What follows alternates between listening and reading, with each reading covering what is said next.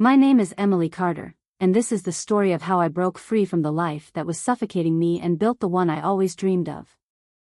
It wasn't easy, far from it, but if you had met me 5 years ago, you would never have imagined I could be where I am today. It all started in a small town in Texas, where the heat clung to your skin and the silence of the streets at night felt eerily comforting and suffocating all at once. I was 26, living in a modest one-bedroom apartment with my boyfriend, Mark. On the surface, we looked like any other couple trying to make ends meet, but behind closed doors, my life was a cycle of fear, self-doubt, and quiet desperation. Mark was the kind of man who could make you feel like you were standing in sunlight one moment and trapped in a thunderstorm the next. When I first met him, I was drawn to his confidence. He was charismatic, knew exactly what to say, and had this way of making me feel like I was the only person in the world who mattered. He would tuck a stray piece of hair behind my ear, his blue eyes locked onto mine as if he were memorizing my soul. It was intoxicating. But over time, that charm turned into something much darker. It started with small things, criticism disguised as concern, a possessive grip on my hand when we were out, an offhand remark that made me question my own judgment. "Are you sure that's what you want to wear? I mean, it's a bit much for just dinner, don't you think?" His words seemed caring, even thoughtful at first. I wanted to please him. I didn't see the red flags at first. Love has a way of blinding you, making you believe that someone's flaws are just rough edges you can smooth over with enough patience and understanding. I told myself that Mark's jealousy meant he cared. That his controlling nature was just him looking out for me. That his temper was just stress from work.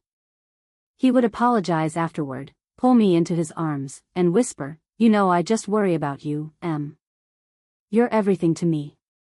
But then the criticisms turned into insults. The possessiveness became isolation. The offhand remarks turned into full-blown accusations. He made sure I knew that I wasn't smart enough, strong enough, or capable enough to survive without him. And the worst part? I believed him. I had once been an ambitious woman with dreams of becoming an interior designer. I would spend hours sketching out ideas, flipping through design magazines, envisioning spaces filled with light and beauty. But Mark made me doubt myself so much that I stopped trying. "You'd never make it in that world, Em. You're too soft, too naive," he'd say, his voice smooth, almost affectionate. "Just stick to what you know." So, I settled. I took a job as a receptionist because it was safe, because he approved of it. Any time I spoke about my dreams, he laughed them off as silly fantasies. Over time, my dreams shrank until they barely existed at all. My friendships suffered, too. I used to have a close-knit circle of friends, women who lifted each other up and made even the most mundane days feel like an adventure. But Mark slowly pulled me away from them. At first, he would complain whenever I wanted to go out, accusing me of wanting attention from other men. "Why do you need them when you have me?" he would say, his grip on my wrist just a little too tight. Eventually, the invitations stopped coming, and my world shrank until the only person in it was him. The worst part? I thought it was my fault. I had convinced myself that if I were just better, more patient, more understanding, less argumentative, things would go back to the way they were in the beginning.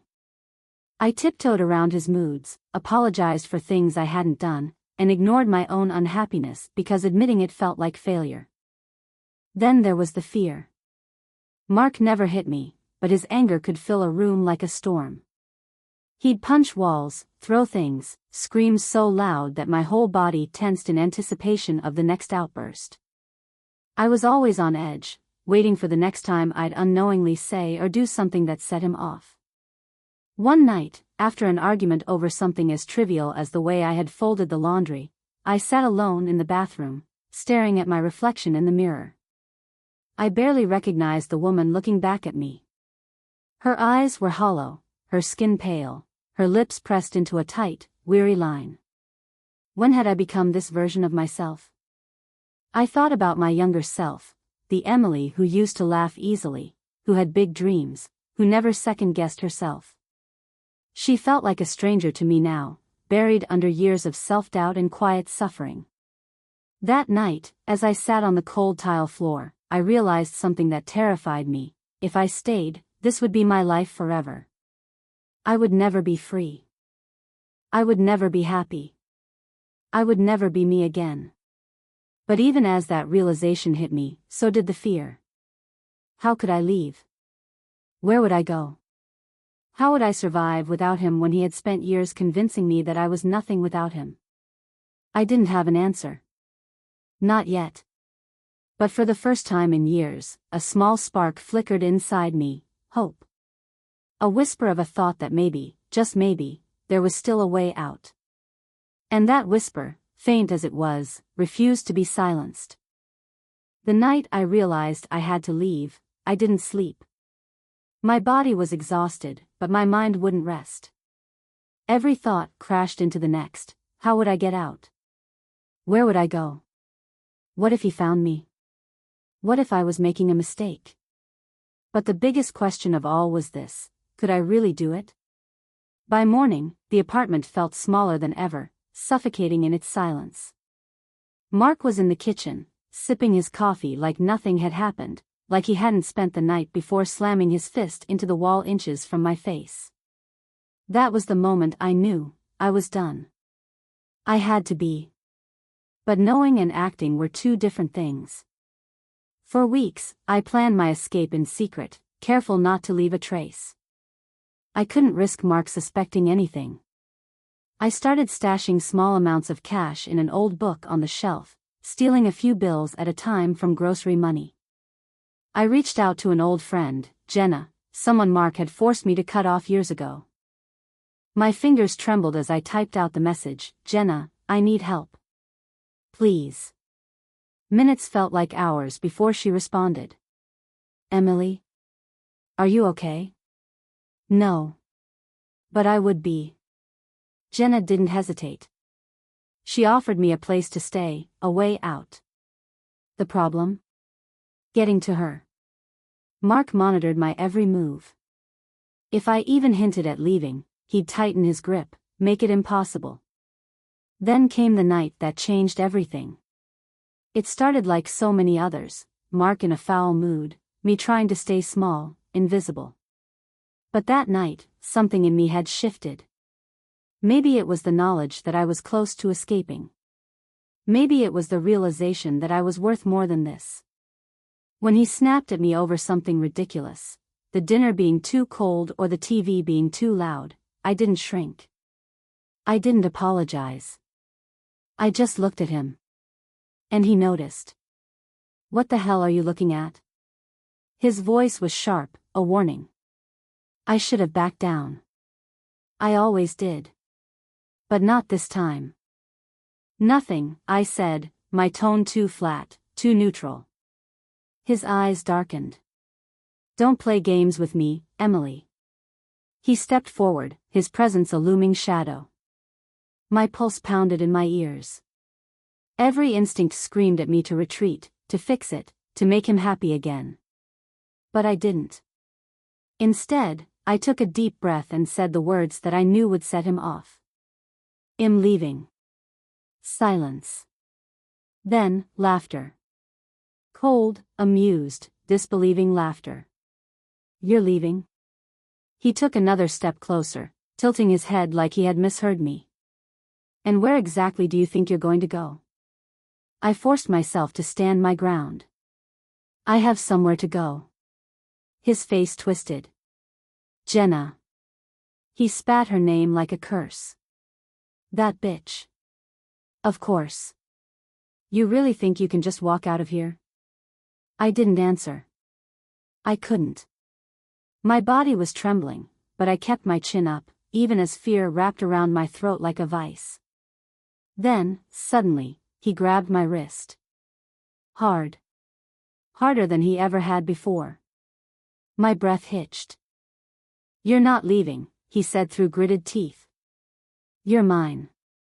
Something inside me snapped. Years of fear, control, and manipulation boiled over. And for the first time in forever, I fought back. I yanked my arm away with all the strength I had and shoved him. He wasn't expecting it. He stumbled. And in that split second, I ran. I ran like my life depended on it, because it did. I grabbed my bag, already packed, waiting for this moment, and bolted for the door. He roared behind me, but I didn't stop. I didn't look back. My heart slammed against my ribs as I raced down the apartment stairs and into the night. I could hear him chasing me, calling my name, but I was faster. Jenna was waiting 2 blocks away in her car, engine running. As soon as I saw her, I sprinted harder, my breath ragged. The second I threw myself into the passenger seat, she hit the gas. Drive. I gasped. Just go. She did. We sped into the night, away from him, away from the life I had been trapped in for years. My body shook with adrenaline, my hands gripping the seat so tight my knuckles turned white. I kept looking over my shoulder, expecting to see his car tailing us, but he never came. Jenna didn't ask questions, not yet. She just reached over and grabbed my hand, squeezing it tight. "You're safe now," she whispered. And for the first time in years, I believed her. The aftermath, learning to be free leaving, was only the beginning. The real battle was what came next. For the first few weeks, I was terrified. I jumped at shadows, flinched at loud voices, woke up drenched in sweat from nightmares of Mark finding me. Freedom didn't feel like freedom, it felt like waiting for the other shoe to drop. But slowly, things changed. Jenna helped me get a restraining order, change my phone number, and find a new job. At first, I was paralyzed with self-doubt. Mark's voice still echoed in my head, telling me I was nothing without him. But Jenna reminded me who I really was. "You were always strong, Em," she told me one night. "You just forgot." I started rebuilding myself, piece by piece. I got therapy, where I learned that what Mark did to me had a name: emotional abuse. I learned that I wasn't weak for staying, I was human. And I wasn't broken beyond repair.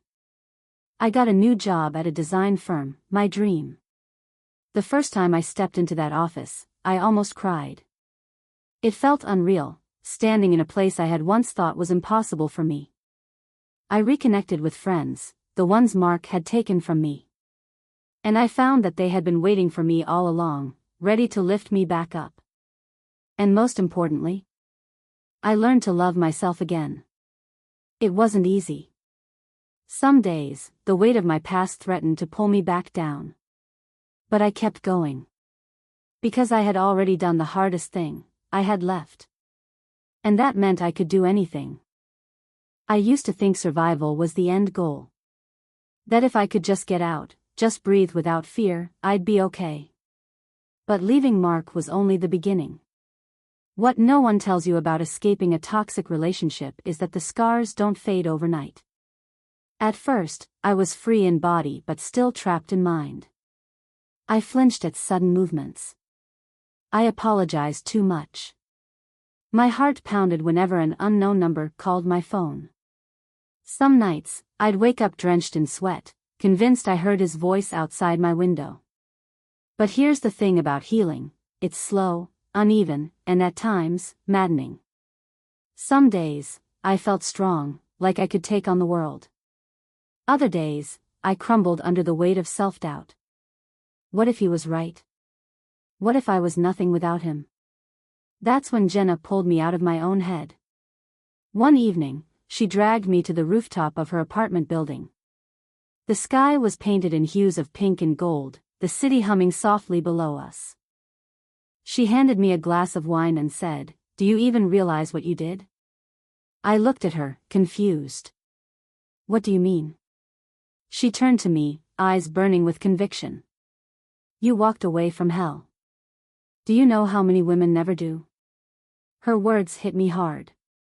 I had spent so much time mourning the years I lost that I hadn't stopped to celebrate the fact that I survived.